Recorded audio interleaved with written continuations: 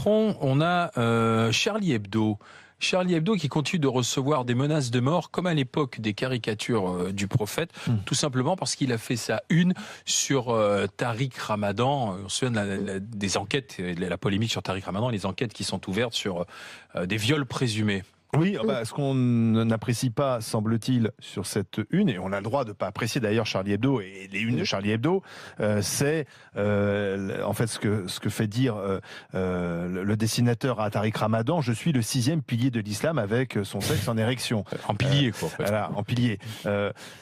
Riss, ce matin, qui était l'invité de nos confrères d'Europe 1, dit une chose claire. Il dit: on a le droit de pas aimer Charlie Hebdo. Le problème, c'est que là, ce sont des menaces de mort. Ouais. On est quasiment 3 ans après l'assassinat de 8 collaborateurs de Charlie Hebdo. C'était le 7 janvier 2015. Et finalement, rien n'a changé. C'est-à-dire que Charlie Hebdo est toujours menacé de mort. Alors, le magazine va déposer plainte. Le problème, ce sont ces menaces de mort sont sur les réseaux sociaux, notamment Twitter, qui est une zone de non-droit. C'est-à-dire qu'on peut, si moi, Pascal, je t'insulte là, oui, je serai immédiatement poursuivi, tu porteras plainte et tu auras raison. Si dans la rue, j'insulte quelqu'un, je menace de mort quelqu'un, je suis poursuivi, arrêté. Oui. Mais sur Twitter, tu peux menacer de mort Charlie Hebdo et il n'arrive rien. Parce que c'est comme ça. Est-ce qu'on a raison de l'accepter ?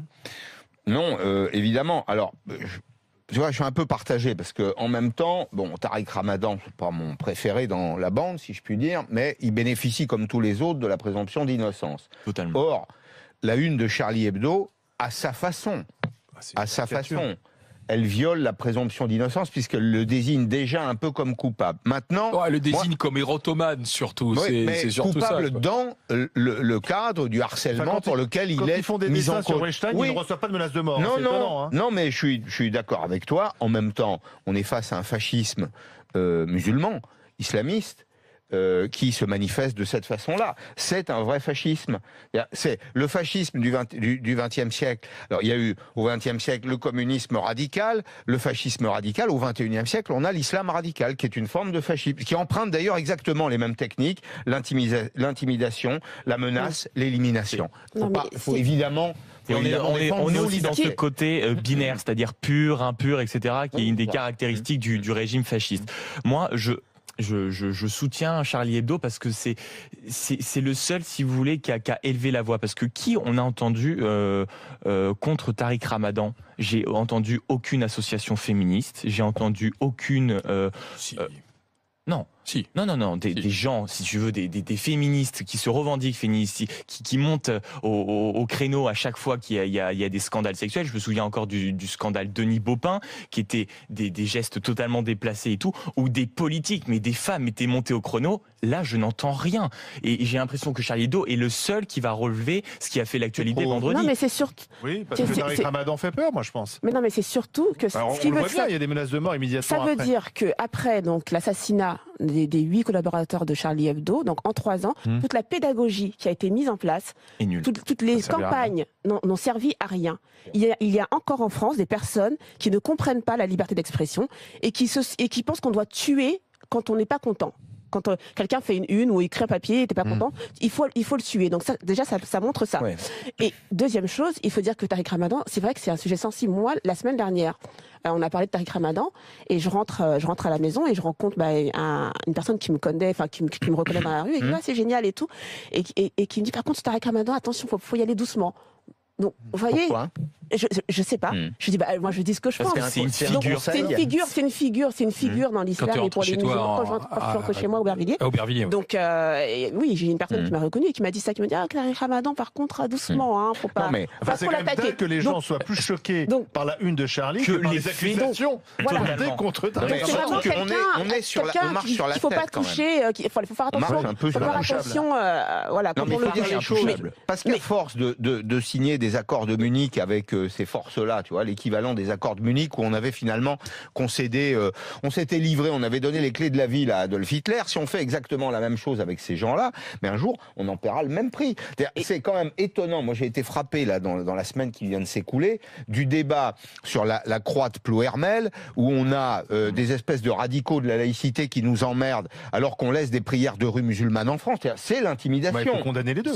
On peut être contre cette croix et contre remarqué qu'en revanche, on va exécuter par voie judiciaire le départ de la croix de Plohermel, mais qu'en revanche, il n'y a jamais personne pour empêcher des prières de rue. Ça, tu l'as remarqué. Oui. C'est quand même que la République, face à cette problématique d'un islam qui vient se saisir de la sphère publique et des libertés... Non, mais il y a une impunité.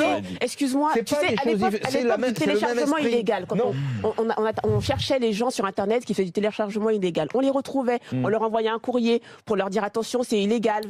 Et comment ça se fait que sur Twitter, on est incapable d'aller retrouver une personne qui écrit des messages, qui fait un tweet de menace de mort. C'est de l'impunité totale. Et la maman de Imad, qui est Latifa, qui disait on est naïf. On est naïf. Non, mais c'est vrai qu'on est naïf. On laisse encore, après toutes ces tueries... On est naïf ou on est complaisant ?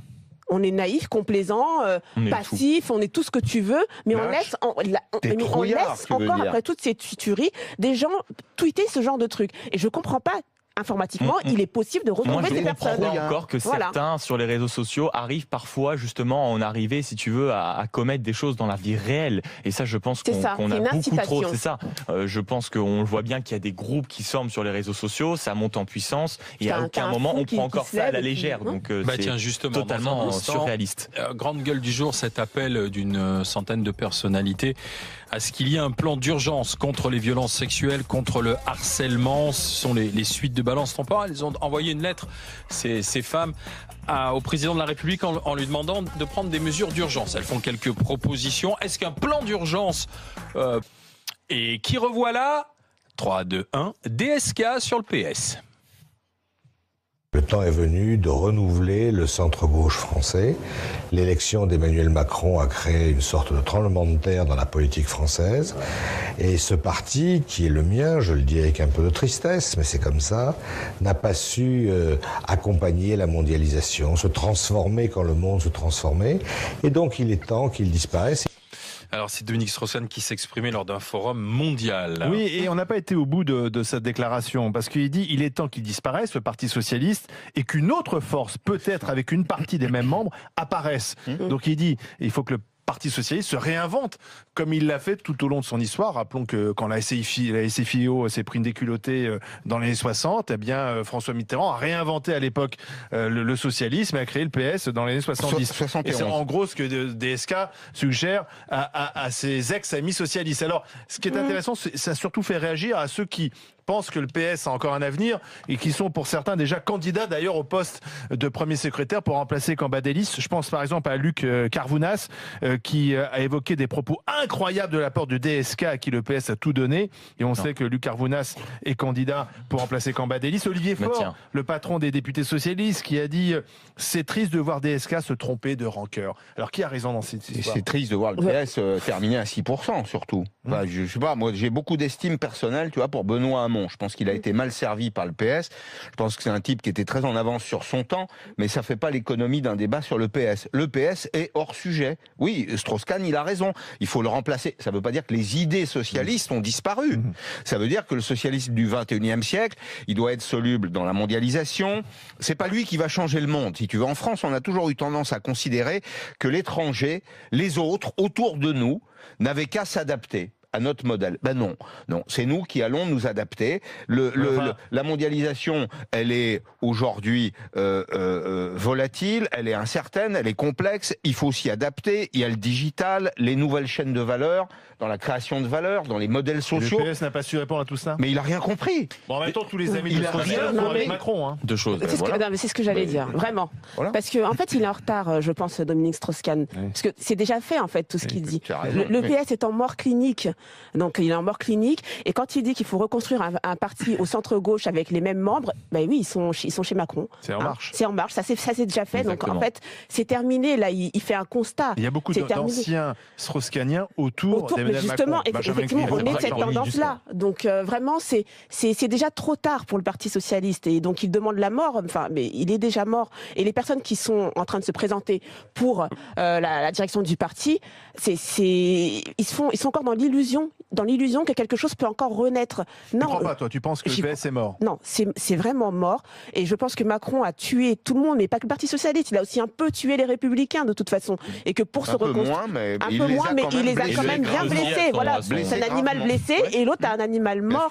Et donc il faut, là, maintenant, prononcer l'heure du décès. Donc, oui, non, mais c'est vrai. Donc je pense que là, ils doivent reconnaître leur mort. Parce que c'est un peu comme ce qui est curieux, c'est reconnaître sa mort, alors qu'on nous dit que finalement tout roule pour que Stéphane Le Foll peut-être reprenne la tête du Parti Socialiste. Donc si tu veux, ça paraît assez paradoxal de prononcer l'acte de décès et de faire en sorte que ceux qui étaient aux manettes reprennent les manettes. Non, moi, si vous voulez, j'ai l'impression d'être de retour en terminale face à un sujet de philo, le PS, renaissance ou disparition, mort, je ne sais pas, vous avez 4 heures. Je trouve ça aussi ironique que Dominique Strauss-Kahn intervienne, parce que la question, je crois que c'est est-ce que le Parti Socialiste est en train de disparaître? Oui, évidemment, il a disparu. Je veux dire, tous ceux qui sont au Parti Socialiste, ils sont 28, ils sont tous au fameux conseil ils sont tous à la direction, ils sont tous au bureau politique. Là, bientôt, ils vont être au prud'homme par les salariés du PS, là, parce que ça se passe pas bien. Quand il dit oui, ils n'ont pas su s'adapter à la mondialisation, etc. Il me semble que lui, il a été directeur du FMI. Je vois pas ce qu'il a fait de brillant comme directive pour s'adapter. Les plans d'ajustement structurel dans les pays en voie de développement, pardon Maxime de te contredire, mais dans ce domaine, il a amené des schémas de développement qui donnent des résultats aujourd'hui, qui ont été douloureux peut-être sur le plan social. Je ne suis pas. Ça a plutôt marché. Oui, mais c'est pas. Oui, peut-être. La misère c'est pas une analyse, si tu veux, que le développement avance. C'est pas forcément une analyse que je partage. Il y a eu un rapport récent du FMI et on voit mine de rien que les politiques ont été menées des pays qui maintenant sont largement ancrés dans la mondialisation. C'est des pays comme l'Allemagne qui ont mené une politique industrielle très très interventionniste. La Chine qui a eu vraiment une politique protectionniste avec une planification protectionniste sur un plan monétaire. Je parle pas de ça. Douanier. Je parle de l'Afrique. Un tiers des Africains, il y a 1 milliard d'Africains. Un tiers des Africains, aujourd'hui 350 millions, appartiennent à la classe moyenne, mangent largement à leur faim, peuvent éduquer leurs enfants. C'est un progrès, ça. Ça, c'est un vrai progrès. C'est un progrès. Maintenant, si tu veux, le FMI qui donne un peu les mêmes conseils que la zone euro à certains de ces pays, et quand tu vois ce qui s'apprête à faire en Afrique sur des plans notamment agricoles, avec des accords, avec pour moi, ça, c'est un discours qui tient pas la route. Mais c'est surtout qu'est-ce qu'il a apporté au Parti Socialiste. Enfin, qu'est-ce qu'il a fait pour le Parti Socialiste? Je pense que Macron mène la politique que DSK aurait menée quand il était président. Donc bon. Tout ce qu'il dit d'ailleurs, un peu cette interview. Ouais, parce que si ça doit disparaître, on ne sait pas pour quelle forme. Hein. Oui, parce que aujourd'hui, Macron occupe le créneau. Surtout qu'il y a quelques semaines, il critiquait Macron en lui disant oui, il y a ci, il y a ça. Donc c'est juste qu'il faut se différencier pour se faire remarquer. Il le fait très bien. Dans le monde de Macron, on a Charlie Hebdo.